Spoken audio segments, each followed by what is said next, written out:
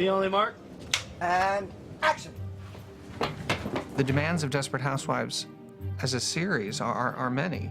We ask people to be able to do very earnest drama, some very broad comedy, some kind of wicked, sly, subtle stuff. Oh, look! One of the Pointer sisters.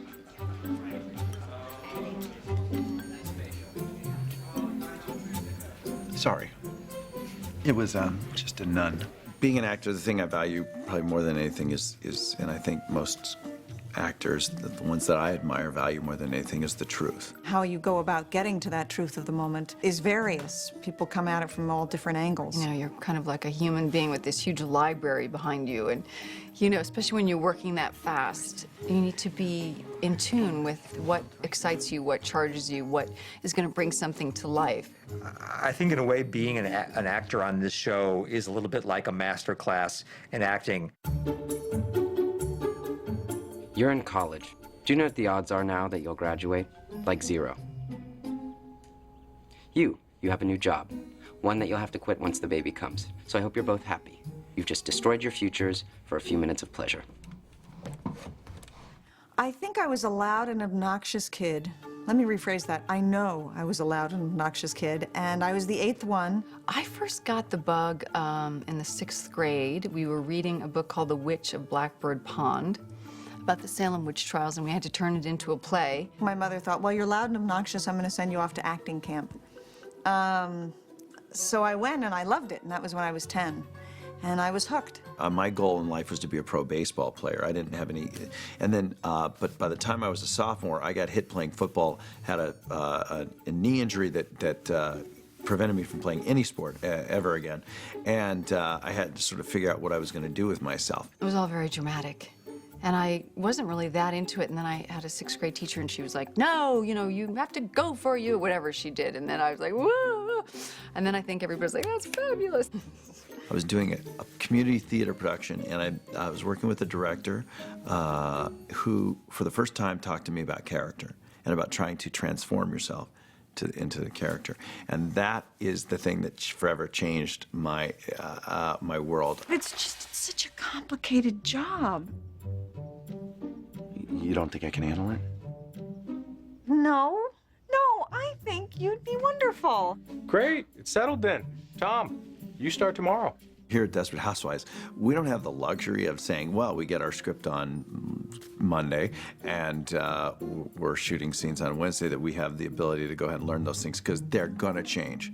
Our writers are always writing and rewriting. It's so fast.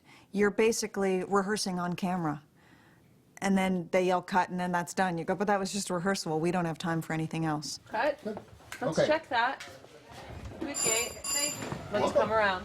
My job as an executive producer is to figure out what makes them each individually comfortable, and then try to please them as best I can. Upside, I will say that he's a brilliant writer, so it's a tough mesh of, you know, having to work last minute and yet be grateful for the writing. We all talk about the fact that the lines change and everything, and yes, you have to do this on the fly, but it's a little easier because they've been living inside the skin of these characters now for 6 years. So they have a truth that they are working with, that I know what this character will do. I know how this character thinks. I know how far this character will go. The better it gets, the better it is for all of us. The better the show is, the better the performances are going to be, the better the quality of the stuff you're going to get. So I'm all for the rewrite, and then you know, but we've been doing this a long time, and it's not that difficult. So you have to be sort of, well, like an athlete, well, just on your toes, ready to go. You know, there's different kinds of chemistry. Like with Kyle, I always feel that on screen we're both these sort of kind of repressed, eccentric, odd creatures. I think we both look in real life like we're normal, sort of, you know, leading man, leading woman, but both of us are actually not that. We're both terribly quirky and off to the left, off center. So we kind of fit. There's a chemistry there that works on camera and off camera. No, you stink. And you're a whore. Here's the difference. I can get clean.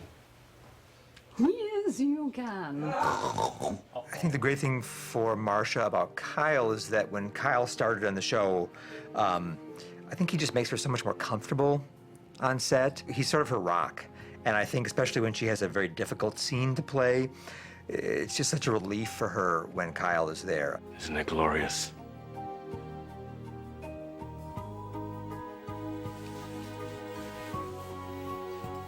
It is. I should go to bed, Orson. The part of Tom was a little bit more of an afterthought in the casting because we knew he wasn't going to be a regular, and that we ended up with Doug Savant, who has such brilliant chemistry with Felicity.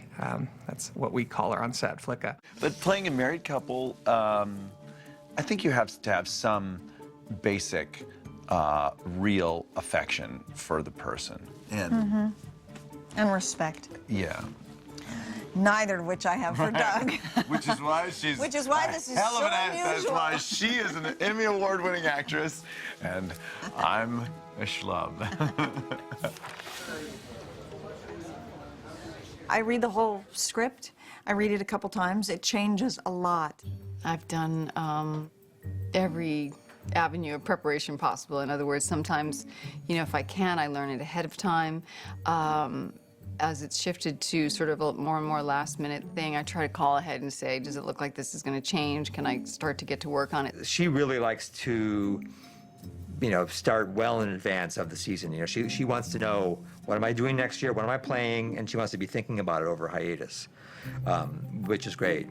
There have been scenes that are particularly difficult or they don't make sense in the moment where Doug and I have gone, okay, well, let's improv the moment before. Right. Or let's improv what would happen the moment after. This is actually pretty funny because Felicity loves to improv before a scene, trying to kind of get into the starting moments.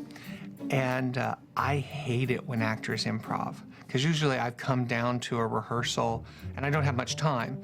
So when they're improving, I'm like, okay, now you're rehearsing someone else's words. So that those things are not just imagined, that they're real, and we really know what it looked like and felt like when you were relating that way. I let them do it because it's important to their process. It's something they feel they need. So recently, I think in the next to last episode, she was improving something, and I just like made an excuse, like, oh, I have to go get some water because it drives me crazy to watch improv. And Felicity caught me. She's like, oh, you hate it when we improv. And I'm like, no, I just have to answer a phone call. Ready, and action. What are you doing? What's going on? I'm not even dressed.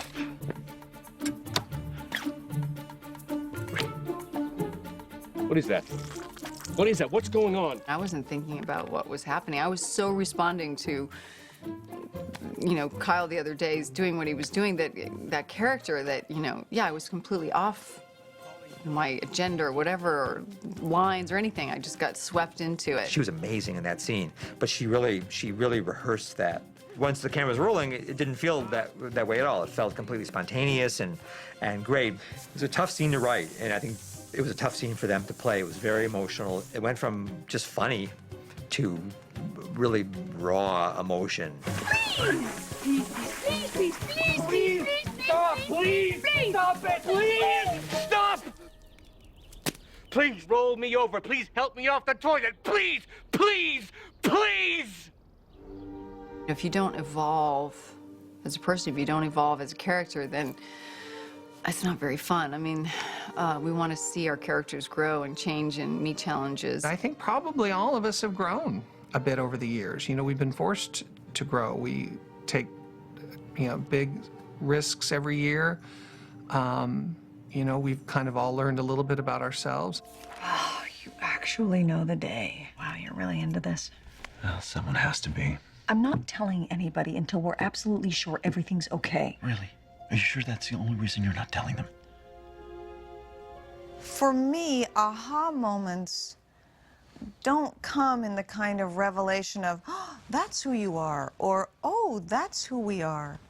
They come in the unfolding of a scene if you're actually in the moment. Okay, I know, since you're using a cell phone, you know what century it is, but just to clarify, you don't have to keep checking with Tom. I make plenty of decisions around here. I noticed. I just prefer to treat the guy with a little respect. It's much more of an internal discovery than an intellectual one. So there have been times where I've been surprised that, wow, that moment brought us closer, or, oh my gosh, that moment makes me want to kill you, or that moment I realize I'm the bad guy in this scene. This isn't about winning, and I just fired you so you can go home. No. I promised Tom I'd do this, and I'm doing it. You know,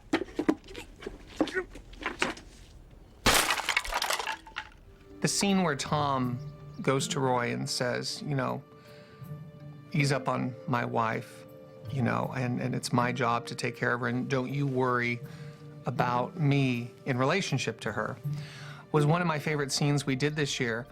She grew up without her dad. Her mom was a drinker, so she had to be responsible for everyone. Yeah, well, that's rough. In that scene, we get really what we've been trying to act for 6 years from the writers give us this dialogue where we have a deeper understanding of the Lynette and Tom relationship and through Tom's point of view. It left her with this constant fear that everything could suddenly fall apart. And that's why she needs to control everything. Of course she can't. Nobody can.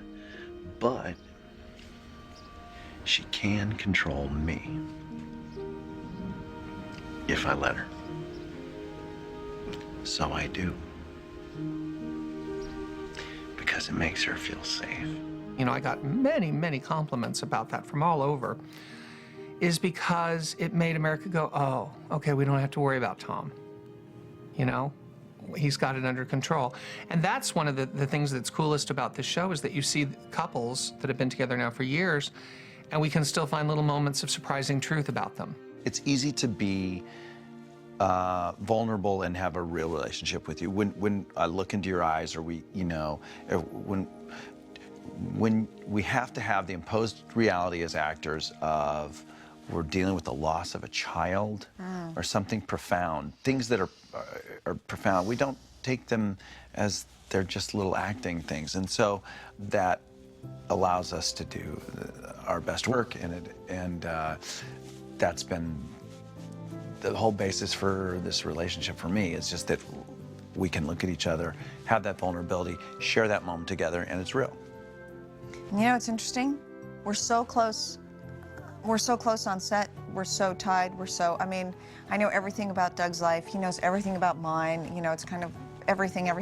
We've never been to each other's house. Isn't that weird? I thought about that the other day. That's weird. Good story, huh? Work on the end? No. And then...